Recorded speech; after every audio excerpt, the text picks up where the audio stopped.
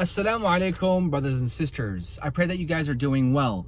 Some of you have been asking me what are my thoughts regarding the concept of Hajj.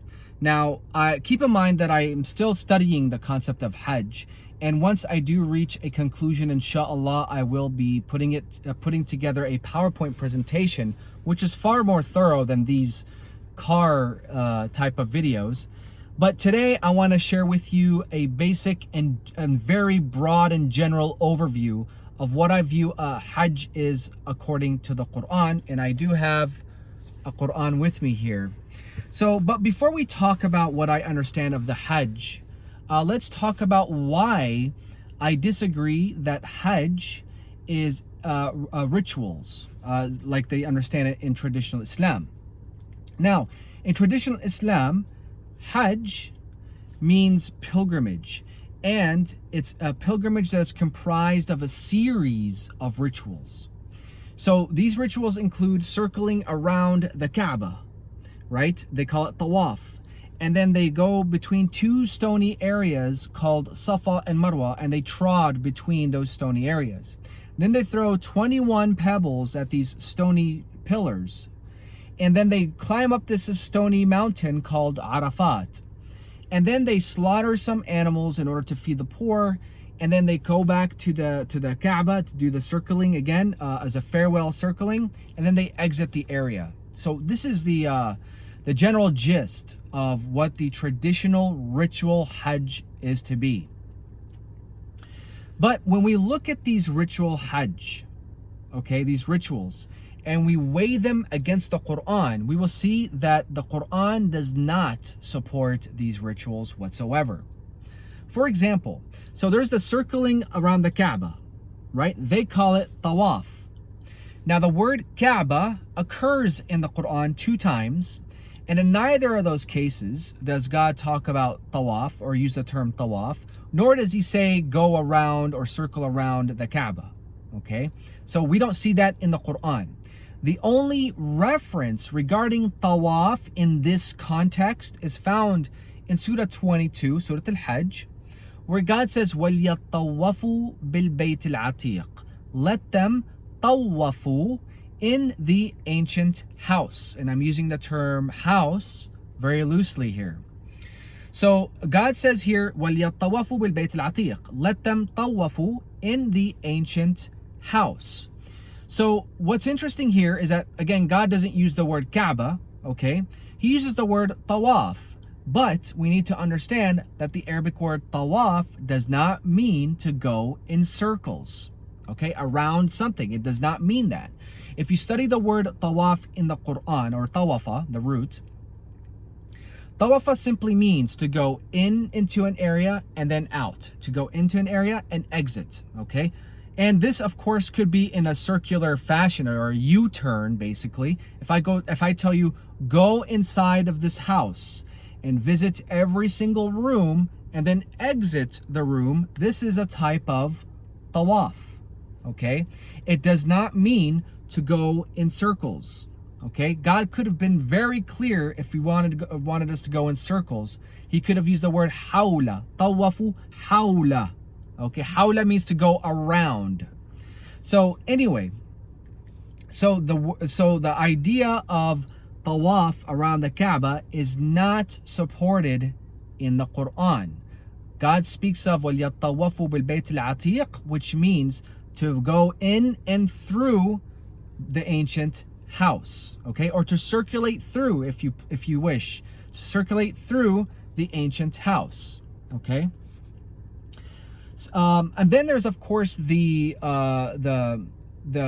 ritual of the Safa and the Marwah, trotting between Safa and Marwah. Okay, they go back and forth between Safa and Marwah. And there's a reference of Safa and Marwah in the Quran in Surah 2, where God says the Safa and the Marwah are from Sha'air Allah. So the phrase Sha'air Allah, we need to keep that in mind and go back to Surah 22, Surah Al-Hajj, where God talks about that the livestock are from Sha'air Allah. The livestock are from Sha'air Allah. So the Safa and the Marwah are from Sha'airullah indicates that the Safa and the Marwah are actually the qualities and the characteristics of Sha'airullah, which are the livestock. So Safa and Marwah are actually the qualities and characteristics of a certain type of livestock. Okay, nothing to do with these stony areas to trod between. Then the Quran tells us, فَلَا جُنَاحَ أَن يَطَّوَّفَ بِهِمَا.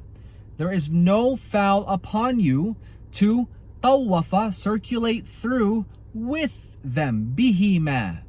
Okay, so God doesn't say بَيْنِهِمَا, between them, He says with them. So in other words, Safa and Marwah are the characteristics and qualities of a livestock that you will walk around in the ancient house in order to feed the poor. God says bihima, with them. You're taking the Safa and the Marwah with you. Okay, you're not trotting between them. God doesn't say bainihima. You see, so when we study the language, the Arabic text of these things regarding Hajj, we will see that they do not support this idea of any rituals like they do in traditional Islam. The whole idea of throwing the pebbles, this is not even found in the Quran. And the idea of climbing up Mount Arafat, the word Arafat simply means knowledge, obtaining knowledge. So getting to know someone or some things or anything of that sort. Nothing to do with just going up a mountain, you see? So this idea of the ritual Hajj is not supported in the Quran, okay? So now let me share with you what I understand of the Hajj in the Quran. First, let's define the word Hajj.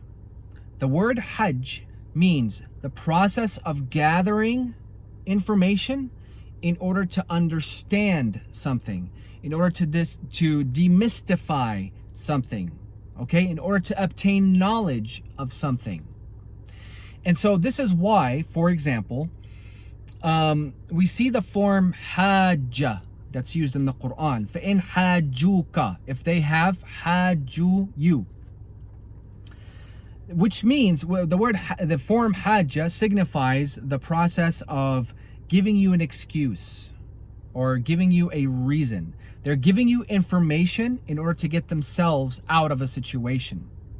So when God talks about al-Hajj in the Quran, it's again the process of the gathering of the people into a location in order for them to understand something or to demystify something or to solve a problem. Okay, that's the actual word, that's the actual meaning of the word Hajj, and that's the purpose of it. You see? So, in order for us to understand what is the primary purpose of Hajj, let's go to Surah 22, Surah Al-Hajj, where God talks about Surah 22, verses 27 and 28. Okay, I'm going to try to do my very best to just translate on the fly. Okay, verse 27, it reads, وَأَذِّن فِي النَّاسِ بِالْحَجِّ يَأْتُوكَ رِجَالًا وَعَلَى كُلِّ ضَامِرٍ يَأْتِينَ مِنْ كُلِّ فَجٍّ عَمِيقٍ. So here there's a commandment, okay, in verse 27. So call upon the people in the Hajj. Okay, so the gathering of the people. Now notice, every time God talks about the Hajj in the Quran, it's always associated with An-Nas, the people. Not Al-Muslimin, not Al-Mu'minin, An-Nas, all people. Again, this signifies because you're inviting people from all over everywhere, basically, to come to you, to this area, okay, for the Hajj, in order for them to obtain certain knowledge, okay? Then in the next verse, verse 28 gives us the primary purpose of the Hajj. According to the Quran, there are two primary purposes of the Hajj. Okay, and this is found in verse 28 of Surah 22. It says, لِيَشْهَدُوا مَنَافِعَ لَهُمْ وَيَذْكُرُوا اسْمَ اللَّهِ فِي أَيَّامٍ مَعْلُومَاتٍ عَلَى مَا رَزَقَهُم مِّن بَهِيمَةِ الْأَنْعَامِ فَكُلُوا مِنْهَا وَاطْعِمُوا الْبَائِسَ الْفَقِيرَ. Okay, so there's two purposes of the Hajj according to the Quran, and that is found in Surah 22, verse 28. The first reason, لِيَشْهَدُوا مَنَافِعَ لَهُمْ, for them to witness benefits for them, so that they can witness benefits for them. And the second reason is to remember the name of God upon the livestocks, and to eat from the livestocks, and to feed the poor. Okay? So that's the primary purpose of the Hajj, which is to witness benefits, and to eat from the livestock, and to feed the poor with it. Okay? That's the purpose of the Hajj. Now, what does it mean, in the first purpose, what does it mean to witness benefits? So according to my understanding, witnessing benefits has a two-folded application. The first one is the spiritual, and the second one is a material benefit. The spiritual benefit is to witness monotheism, the benefit of monotheism. And this is why Hajj is for all people, so that they can witness the benefits of monotheism, just like what Prophet Abraham had done. Okay? And this is why God told us to take from Abraham, the status of Abraham, a musalla, an adherence. Musalla doesn't mean a ritual prayer. Okay, musalla, adherence. Take the same examples of Prophet Abraham becoming an exemplary vanguard for monotheism. Okay, so God is telling the people to witness benefits for them, i.e., the benefits of monotheism. Okay, the oneness of God. Okay, that's the spiritual aspect of the benefits. Now, the material aspects of the benefits obviously is commerce. Again, this is all from the Quran, by the way. So the manafi' that we can find in the Quran is the spiritual one, which is monotheism, and the other one is the material one, which is the benefits of commerce, exchange of goods. This is most likely why Prophet Moses was asked to do 8 Hijaj as a repayment for marrying a daughter of a man. So that means that Moses owed this man 8 Hijaj, which means he had to go to this location, exchange of commerce and goods, and bring them back. Okay, so that's the benefit aspect of Hajj, spiritual and material benefit of Hajj. Now the second purpose of Hajj is to remember the name of God upon the livestocks, and to slaughter them in order to feed yourself as well as feeding the poor. So you can imagine during Hajj, all people from everywhere coming to this location, okay, so that they can exchange goods, exchange information about the deen, about the religion, solve problems, economic problems or cultural, whatever.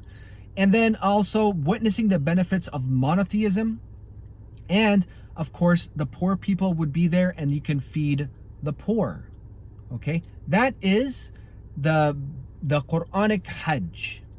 Okay, nothing to do with the rituals that we are taught. Okay, so this is the general gist of what I'm talking about, of what I understand of the Hajj in the Quran. And keep in mind, I do remember someone went over this idea of the restricted months. Okay, there was this debate about restricted months in the Quran.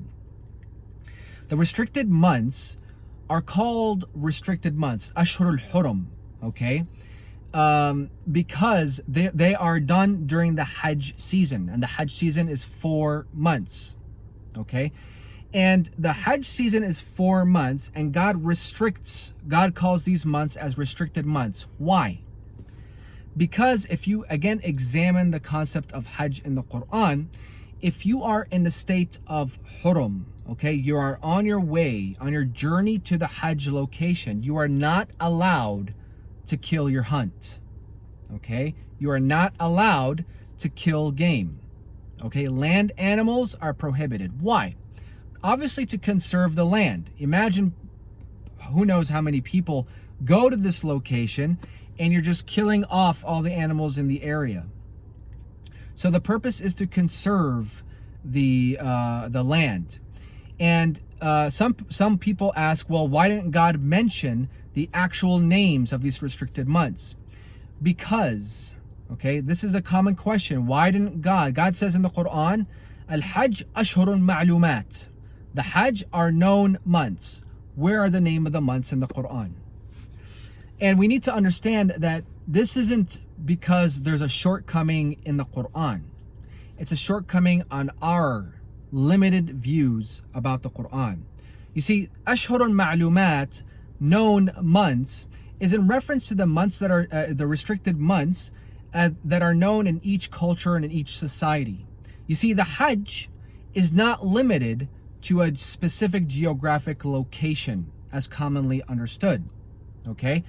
Yes, in one location, the restricted months, in order to conserve the land, the ecology of the land, is different in each location.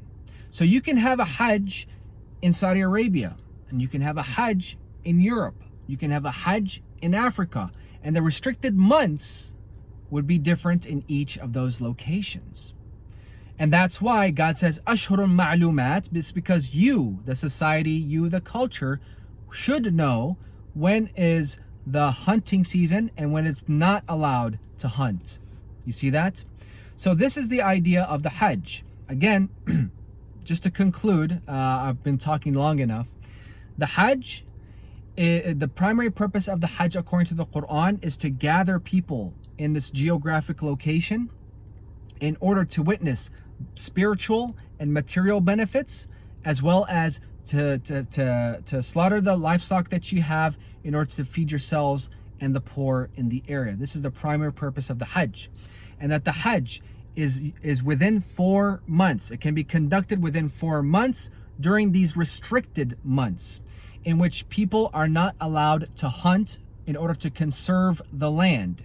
And that the Hajj is not restricted to a geographic location. It can be done anywhere in this world.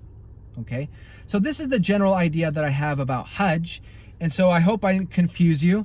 And inshallah, I'm still exploring this topic. Inshallah, once I do get a better grasp as to what the Hajj is, inshallah, I will post a video about it using PowerPoint presentation.